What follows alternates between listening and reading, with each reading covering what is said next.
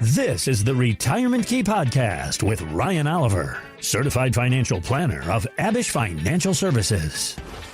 Okay, so we have all heard it. This worked great for me and you should do it too. But unfortunately, when it comes to retirement, those words can cause real problems for retirees. Advice without context can really lead you in the wrong direction, even when it sounds good in the moment. So I'm here with Ryan Oliver, financial advisor with Abish Financial Services, and he's here to break down for us today why copying someone else's retirement plan rarely works and how to think differently about how you take on advice. So Ryan, let's start at the top here. Why do you think people rely so heavily on retirement advice from their friends or from their coworkers or from their family, even when their situations are completely different? And I mean, we've all done it. We're all guilty. So there's no shame here. I'm just curious to your take as to the why. Yeah, so we're so quickly, ready to act on retirement advice from friends, coworkers, or family because we're quick to rely on answers from people we know, right? It feels relatable, accessible, and probably most importantly, trustworthy.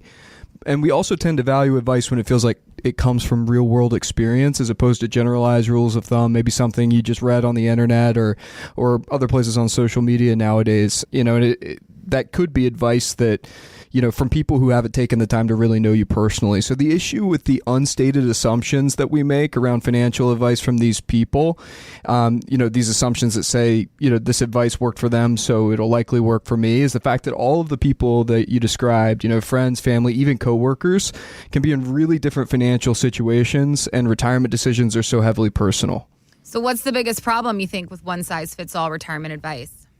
Yeah, one-size-fits-all retirement advice ignores the personal variables that really matter the most.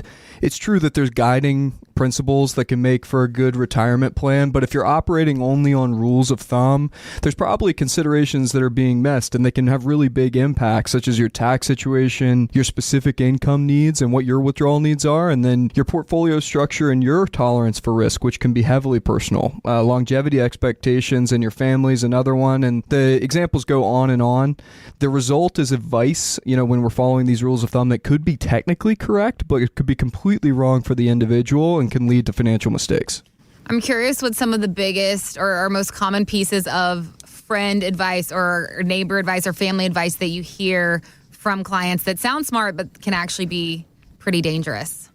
Yeah, these come up all the time. They're questions that we get in meetings. Some of the most common pieces of friend advice that people come in with these conceptions about and just have questions about, are number one, Roth conversions are always a good idea. They make a whole lot of sense. And the answer is that can be true for some people, but that can also push people into unnecessarily high tax brackets and cause other unintended tax consequences and expenses in a retirement plan that weren't intentional. Or, some people come in and say, well, I'm putting everything into dividend stocks at the recommendations of family and friends or other investors that I know because I know I need income and I need that reliable dividend, that reliable income. While dividend-paying stocks can be a really great tool for retirement investors, it can also create concentration risk and tax inefficiency and expose you to other risks that maybe you're not seeing. Another example that's a common one, maybe not related to the investments, is the idea that you should be completely debt-free before retirement at all costs. It's not always optimal to do this if you have low-rate debt.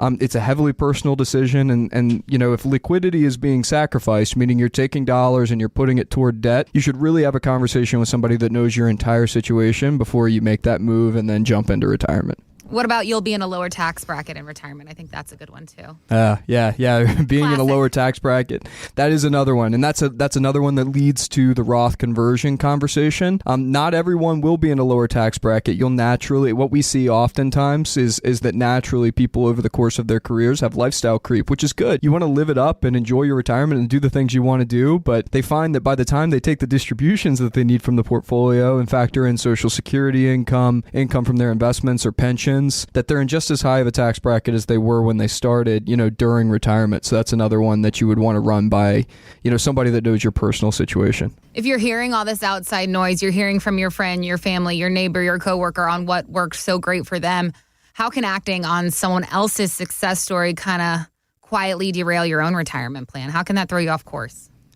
Yeah, acting on someone else's success story. The trouble is that a success story isn't a strategy, right? It's a context-free snapshot, and it paints a misleading picture of what a retirement plan might look like for you, right? All you see is on the surface what the results were. Sometimes you miss the bigger details. I mean, let's face it, we're human, right? And for better or for worse, in today's day and age, we find ourselves looking around, and comparing ourselves to others, whether we know them or not. Oftentimes we are comparing ourselves to friends and family, but sometimes other people that we don't even know. And it's not always fair, but, when we look around and we see success, the things you often don't see or strategically ignore are some of the risks that these people took to get to that point in their life, whether that be strategically or maybe it was unintentional, even the risk that they took on, the timing of the decisions they make, which I'm not saying it's all luck, but timing plays a big role in retirement. And sure, we can build a plan and control that as much as we can, but sometimes just favorable timing for someone makes something look like it was all meant to be and the stars were meant to align, and it's not necessarily something that's repeatable for everyone. And then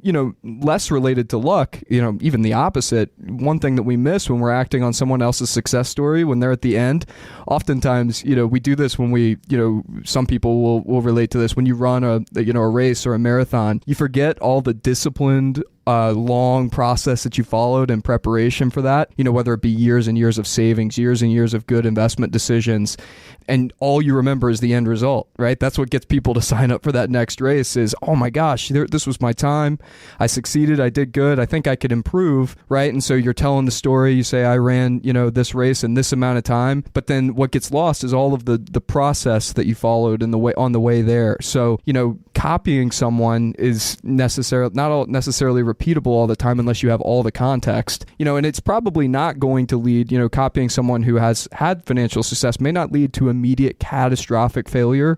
That's not what we're talking about, but it can cause more subtle danger, like plans that are gradually drifting off course because of knee-jerk investment decisions that you make because you look around and see other people that have had success in that area, or tax inefficiencies, because you haven't evaluated what that looks like for you, causing additional, issues over time, and misaligned risk exposure, which can have two impacts, right? If you have a misaligned risk exposure, you don't understand the risk you're taking on, either that can cause a shortfall if it's not enough risk, or it can cause unnecessary stress if you're taking on too much. So what kind of questions should we be asking ourselves before we're taking any retirement advice? No matter how confident the person that we're getting this advice sounds, what do we need to be stopping and asking ourselves before we move forward? Okay, rapid fire. So what questions should you be asking yourselves before you take that financial advice? Does this advice apply in my tax situation, not just the person who's giving me the feedback? How does this impact my long-term retirement income plan? What do I need out of my portfolio, and is the recommendation going to impact that? What assumptions are being made about me when this advice was communicated to me? Right? What does this person know about me and my situation? What are the risks associated with the advice being given? Does this really align with my goals, or is this something that sounds appealing but maybe doesn't really appeal to me? Would I be okay and be able to shift plans if the outcome is not as attractive as it was for the person who's giving that feedback? And how would I feel about that? Would I be able to shift, or am I really putting all of my tokens on this one piece of advice? So to wrap it all up, to put a bow on it, what is a healthier way that retirees could still use outside advice without kind of letting it override their own plan completely? How can we still work it in? Yeah, so outside advice from friends and family is fantastic. I don't want to disparage that. It's great to have that type of advice, but take it as input for consideration and not immediate instructions to act upon. Right? A better approach in this situation when you're receiving advice would be to use the ideas given as conversation starters, right? With those people that you love and you care about. Tell me more about your experience with that and how it worked so well for you. Why did that work so well, right? Probe those types of conversations, because it's often fulfilling for both sides and allows you to filter the ideas or the feedback that you're receiving through your own personal plans and priorities. Maybe things that other person doesn't know about you. And I'd also make it a habit just to run these decisions, through a second opinion process of some kind before acting, whether that be a trusted financial advisor that you're already working with, or an additional person in your life maybe that you've intentionally shared more context about your situation with. Just as a sanity check, we it's natural to feel emotionally invested in something when you hear a good idea. Going through that second process, giving it some diligent thought, especially when it's about money, can really, really help. The goal isn't to ignore these ideas that you're receiving from friends and family, it's to integrate them thoughtfully. And so that's what you want to get to. Listen, if you're listening to this podcast, if you're watching our YouTube videos, that is a great sign that you're already seeking advice from the professionals, the folks that do this for a living day in and day out and want to see you succeed, not only to, but through retirement. So that's a fantastic step one that you've already taken. But when you're ready to take it a step further, if you'd like to get the conversation about your financial future started, Ryan and the entire team at Abish Financial Services, they're here for you. TheRetirementKey.com should be your next stop. It's super easy to remember, and it has got all the resources and all the information that you need to get connected and get your own retirement journey started. We're ready. We're waiting for you right now over at TheRetirementKey.com.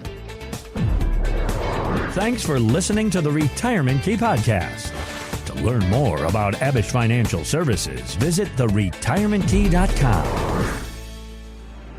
Abish Financial Wealth Management is a registered investment advisor with the SEC. Registration as an investment advisor does not imply a certain level of skill or training, and the content of this communication has not been approved or verified by the United States Securities and Exchange Commission or by any state securities authority. The information contained in this material is intended to provide general information about Abish Financial Wealth Management and its services. It is not intended to offer investment advice. Investment advice will only be given after a client engages our services by executing the appropriate investment services agreement. Information regarding investment products and services are provided solely to read about our investment philosophy and our strategies.